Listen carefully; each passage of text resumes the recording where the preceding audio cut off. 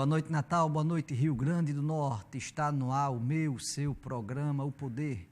Nós temos a alegria e a satisfação de conversar nesta noite com um médico, nutrólogo, trabalha com estética, Dr. Jorge Bolsinhas, que também tem outras especialidades e falará hoje no nosso programa, tirará nossas dúvidas sobre bem-estar, sobre alimentação, sobre vida saudável. Eu quero também falar que semana passada eu falei sobre a questão da limpeza pública da nossa cidade e eu recebi várias ligações, vários e-mails de moradores da Zona Norte, pela qual falaram que a Prefeitura de Natal esqueceu a limpeza pública da Zona Norte. Lembrando aos que fazem a Prefeitura de Natal que limpeza pública não só é coleta de lixo, limpeza pública é capinação, é varrição, é pintura de meio fio, não é só a coleta de lixo, pela qual o diretor da Urbana sempre vai dar suas entrevistas e fala que a coleta funciona normalmente.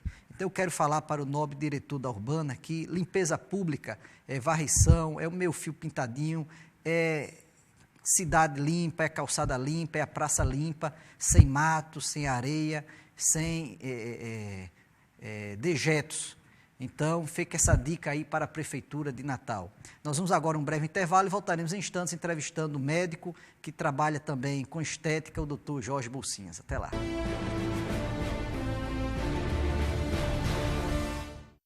Sorvete é tudo de bom, mas sorvete Ester Bom é ainda melhor.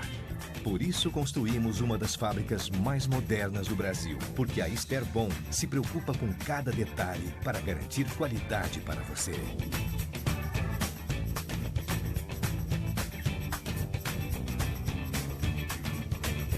Experimente e surpreenda-se. Ester Bom.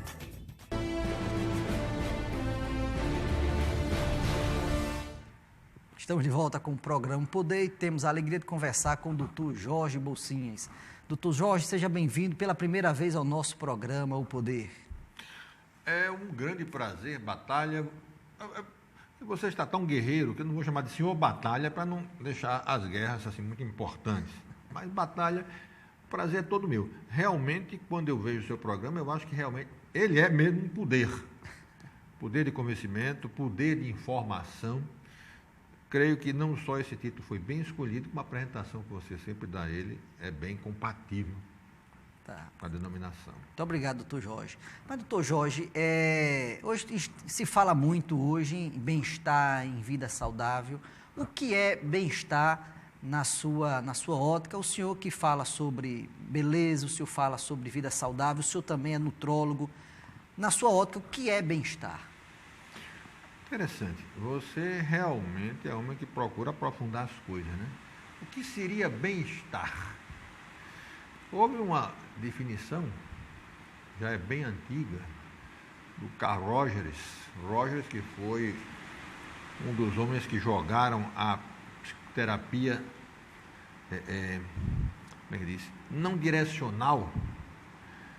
Ele tentava ou tentou dizer que o esquema de psicoterapia dele buscava que cada paciente descobrisse o que para ele era bem-estar e tratasse de alcançá-lo com suas próprias forças. Em lugar de estabelecer regras, Rogers, da psicoterapia não diretiva, disse que cada um tem que descobrir o que é bem-estar. Por que eu fiz essa introdução?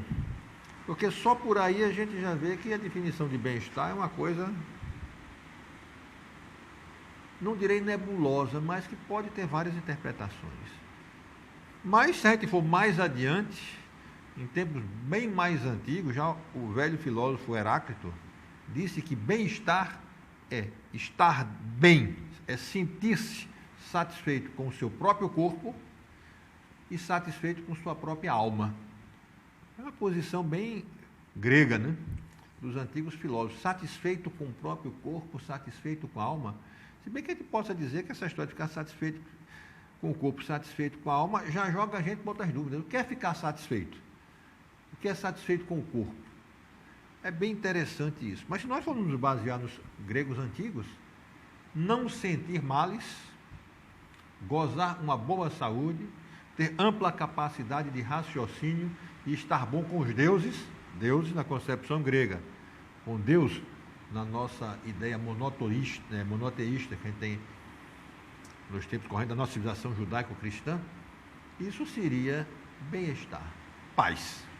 Paz com o seu corpo físico, com o seu corpo emocional, com o seu lado espiritual. Você vai reclamar logo o seguinte, não disse nada. Eu acho que não disse nada, mas graças a Deus é uma coisa ainda muito pouco definível e cada um vai ter que encontrar a sua própria definição. O bem-estar está atrelado hoje à qualidade de vida. É possível, nessa vida estressante, nesse corre-corre da cidade grande, nós termos qualidade de vida? Você tocou numa coisa muito interessante, Batalha. Realmente é algo muito interessante. É possível? Claro que é. Eu aqui já estou observando que você é um dos adeptos da qualidade de vida.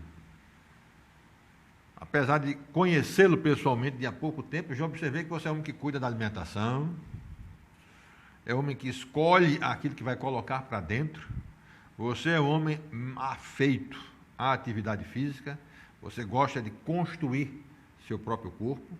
Não conheço ainda outros aspectos de sua personalidade, não sei, por exemplo, com relação ao lado espiritual, como é que você se comporta, o que pensa, mas vou lhe dar o voto de confiança que acreditar que você também é preocupado com esse outro aspecto, porque já escutei você, pelo menos a nível de programa, emitindo conceitos bem éticos, bem interessantes sobre diversos assuntos que, em última instância, são ligados à nossa espiritualidade, porquanto nossa espiritualidade se liga muito, se manifesta através da forma que nós nos relacionamos com nossos irmãos. Mas tocando nesse assunto, é possível? Puxa vida, é possível. Apesar de, por um lado, nós termos distâncias cada vez maiores para quando a gente vai trabalhar. Casa para o trabalho, um suplício. Apesar de nós nos queixarmos, às vezes, que não tenho nem tempo para comer. Apesar de alguns dizerem assim, mas eu não posso. Antigamente era o hábito ir à missa. Quando eu falo missa, não só missa católica, hoje em dia qualquer culto, qualquer forma de manifestar apreço a algum maior, a uma força cósmica, a divindade, a qualquer nome que se dê, mas tudo sempre a mesma coisa, existe. Nós continuamos a ter tempo para fazer isso. É possível, em qualquer situação, nós procurarmos nos alimentar melhor. O que é que impede alguém de procurar alimentos menos industrializados? Alimentos preparados com mais cuidado?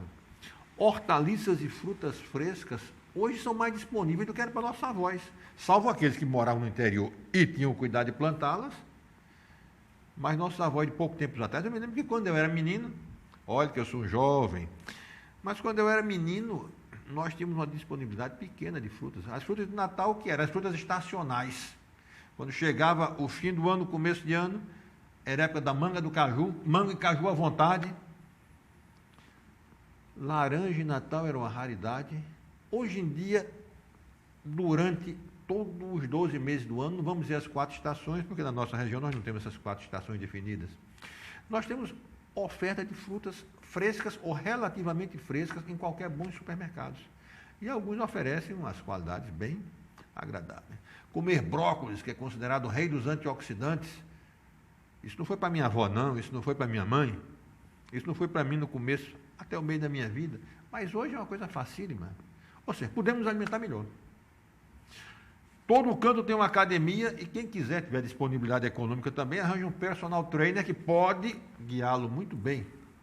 Mesmo que não possa pagar um personal trainer, hoje com os benefícios da NET, todos nós podemos transplantar de outrem ideias de um programa de educação física compatível conosco mesmo, e com um pouco de bom senso a gente adapta as nossas capacidades.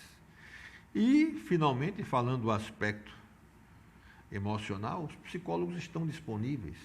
Uma arma fabulosa que nós temos para a nossa tranquilidade, sem precisar apelar para medicamentos, qual é? Meditação. Há inúmeras escolas de meditação. Natal já dispõe de professores de meditação, e não só meditação, eu chamaria assim de artes ligadas à meditação. O Tai Chi, nós temos professores de Tai Chi, de Kung Fu, nós temos Kung Fu no aspecto Qigong, é um aspecto mais espiritualizado, não só o aspecto luta. Professor de Yoga,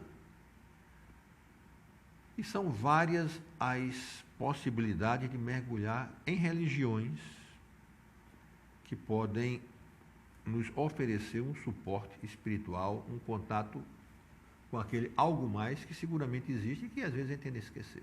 De outra palavra, nós temos possibilidade, falta-nos usá-las. Doutor Jorge, Hipócrates, que foi o pai da medicina, antes até mesmo, antes de Cristo, ele já dizia que deixe o alimento ser seu remédio e seu remédio ser o seu alimento. Hoje, tem muitos médicos ainda que para tudo passa um remédio. Mas você pode, o seu nutrólogo, pode se substituir certos medicamentos pela alimentação. O senhor falou do brócolis, que é antioxidante, anticâncer, o chá verde também. Se pode substituir certos remédios, que muitas vezes são venenos. O remédio só faz remediar, vamos dizer assim. Todo remédio tem contraindicação na bula. Se pode hoje, o senhor como nutrólogo e médico, substituir certos medicamentos pela alimentação? Sem querer ser radical, eu vou citar um exemplo radical.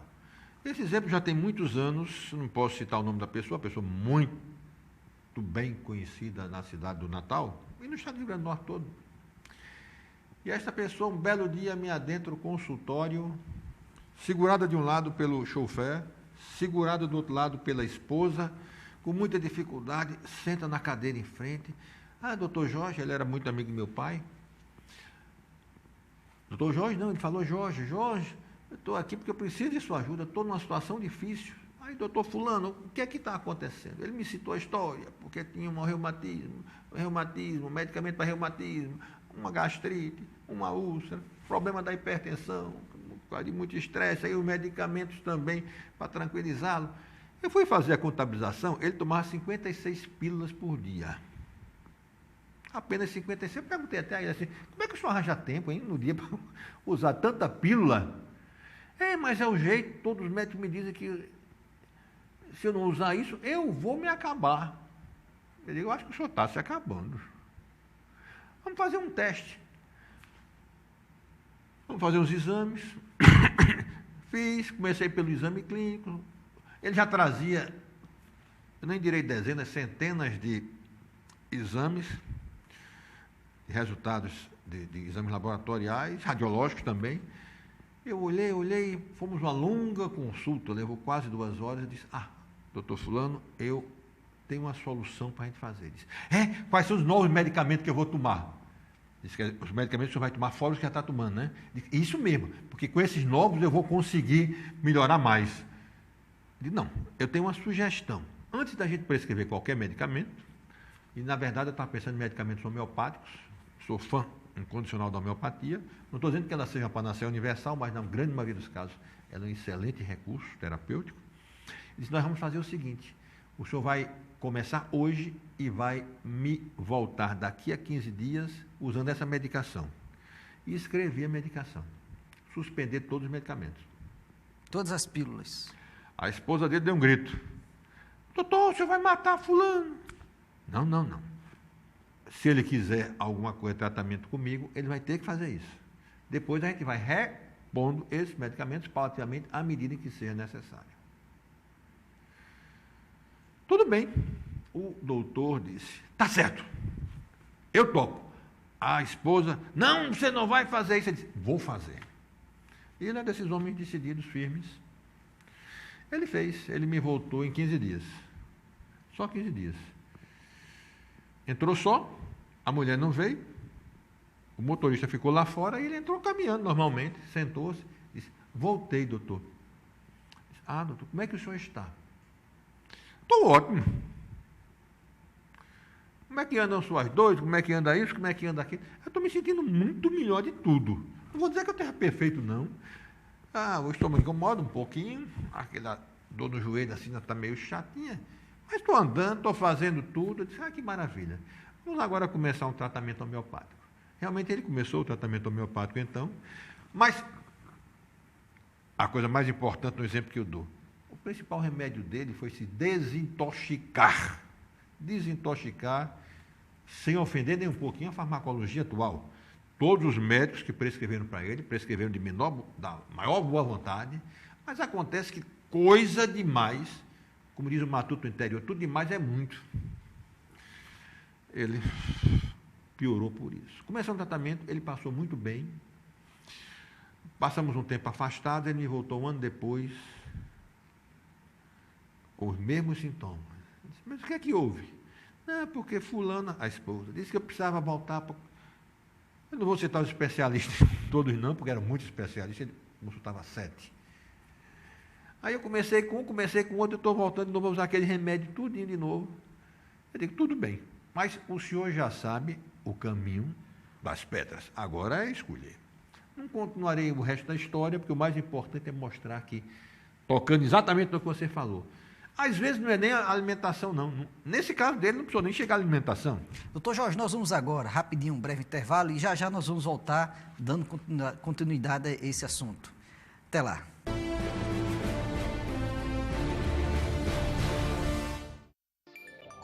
Aos sábados, a partir das 10 horas, você assiste ao programa Construção e Companhia.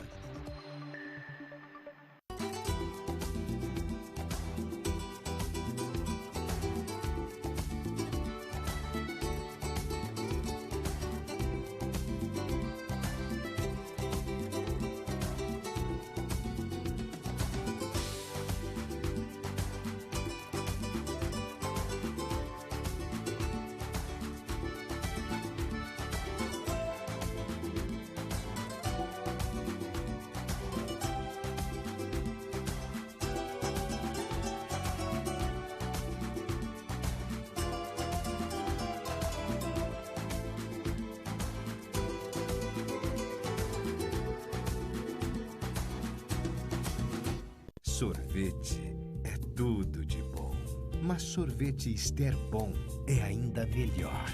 Por isso construímos uma das fábricas mais modernas do Brasil, porque a Ester Bom se preocupa com cada detalhe para garantir qualidade para você.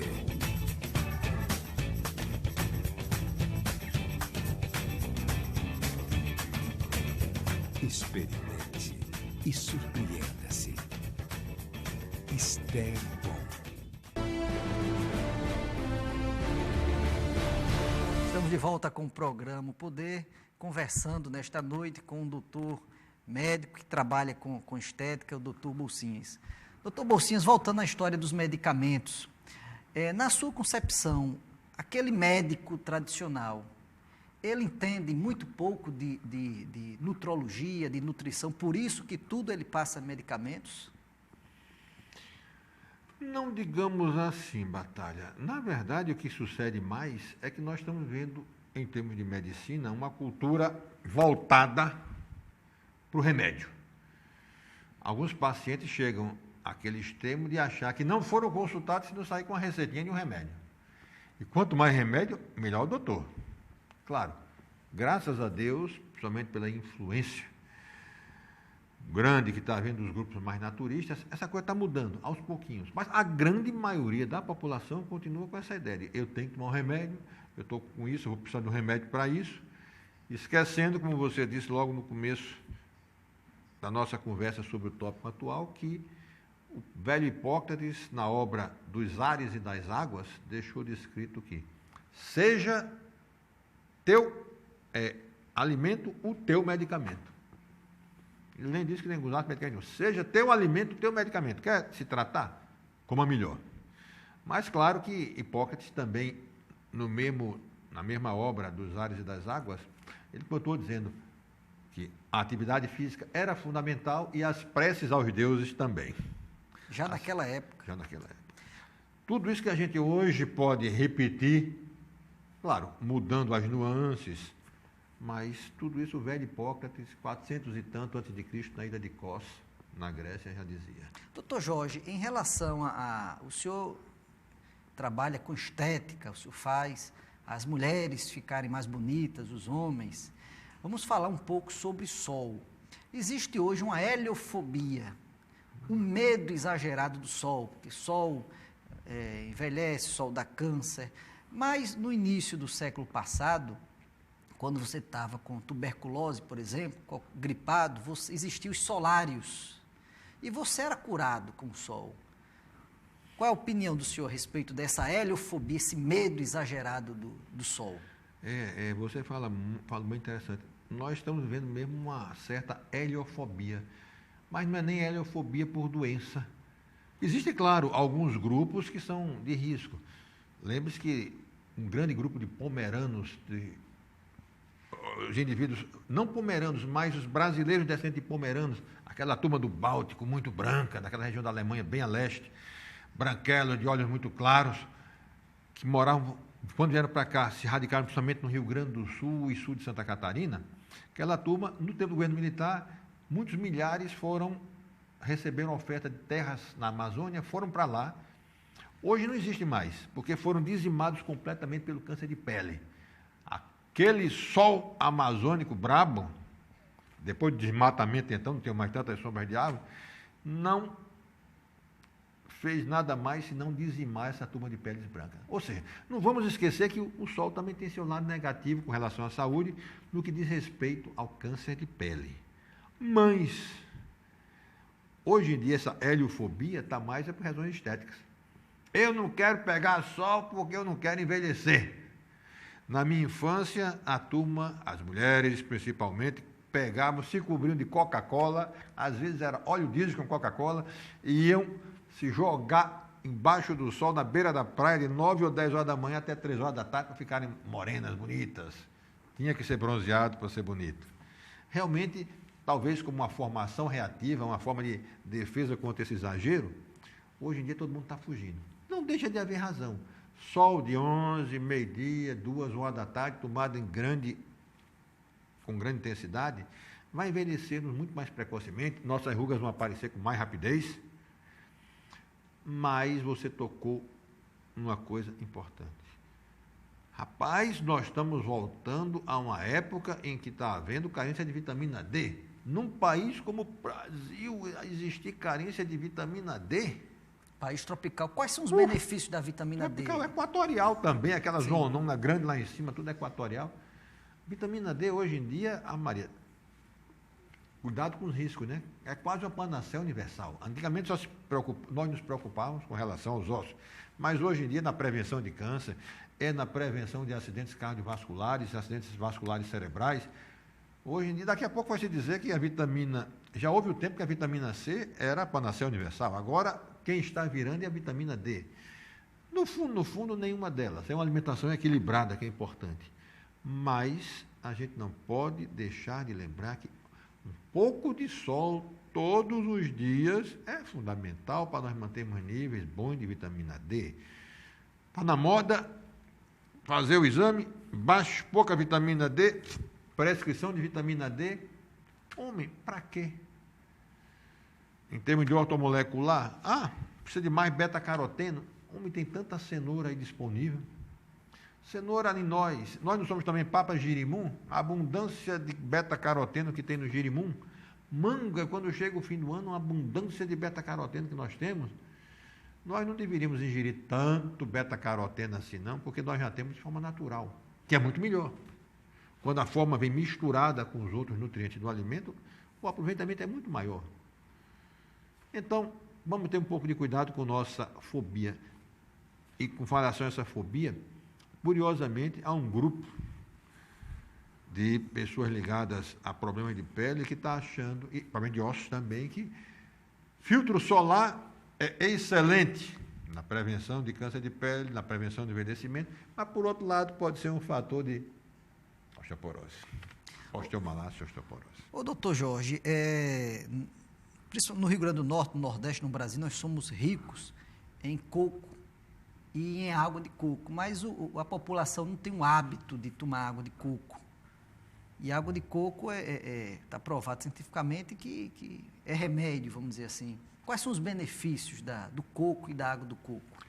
Mas eu não entraria assim na história de chamar água de coco de remédio, porque seria ofender a água de coco, né? Você mesmo que disse que não gosta de remédio, não ofendamos a água de coco, deixemos na pobrezinha. Mas a água de coco realmente é um alimento fabuloso e hoje, cada vez mais, nós estamos vendo o benefício do óleo de coco, se bem que, no caso, do óleo de coco, ele só vai sendo formado e armazenado na noz, no interior da noz, quando do amadurecimento. Na fase inicial, quando é ainda água de coco, há muito pouca gordura. Mas mesmo essa pouca gordura é uma excelente fonte de carboidratos, reidratante fabuloso, um fornecedor de microeletrólitos. Não vamos dizer que seja nenhuma maravilha, não, mas aqui para nós vale muito mais se refrescar. Um saudável copo, aliás, não vou falar nem num copo, vamos lá com um coquinho, do que tomando Coca-Cola. Ah, Maria, será que vou levar um tiro de alguém lá fora? Fanta, Grapete, Guaraná. Defendo o Guaraná um pouquinho, porque pelo menos é nosso, um amazônico. Nós estamos abusando de refrigerantes, nós estamos usando muita água. A água natural, tudo bem. Enquanto nós poderíamos fazer uma grande parte da nossa hidratação utilizando água de coco. Eu, pelo menos, plantei com minhas próprias mãos, um bocado de coqueiro. Eu sou um bebedor de água de coco. O diabético, ele pode tomar com frequência água de coco? Esta é uma questão interessantíssima, porque a água de coco tem de 4 a 5, em torno de médios 4,5% de glicose. O diabético não pode usar, que é muito. Não, na verdade, em primeiro lugar, não é muito. Não é muito. 4,5% não é muito. Em segundo lugar, a gente tem que considerar o seguinte: o importante para o diabético não é se aqui ele está tomando um pouquinho ali, usando um pouquinho de glicose, não. É o total. A primeira coisa mais importante é o total de calorias, principalmente calorias em forma de carboidratos, que ele ingere por dia. É o excesso de peso. A questão para o diabético é reduzir o excesso de peso, ficar no peso normal ou discretamente abaixo do normal e não ingerir muitas calorias. Pode tomar água de coco que quiser, desde que não seja algo abusivo. E para você conseguir uma dieta hipercalórica usando água de coco, vai ter que chupar muito coqueiro, mas nem nós de coco.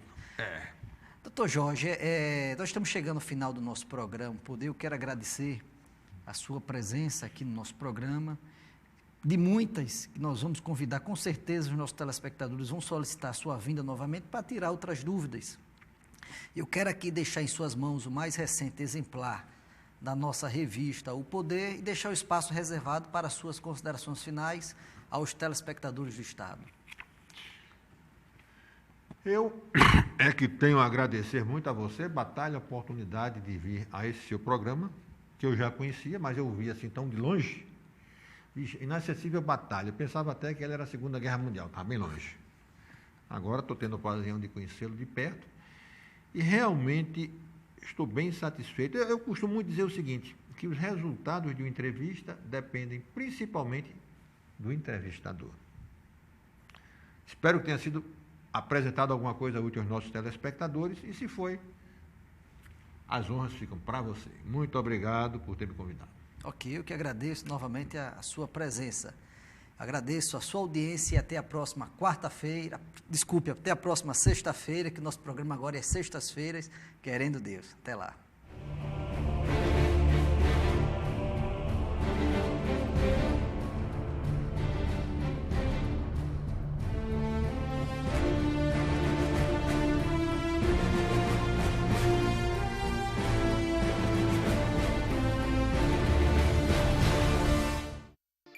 De segunda a sexta, a partir das 18h30, você assiste o programa Jornal do RN.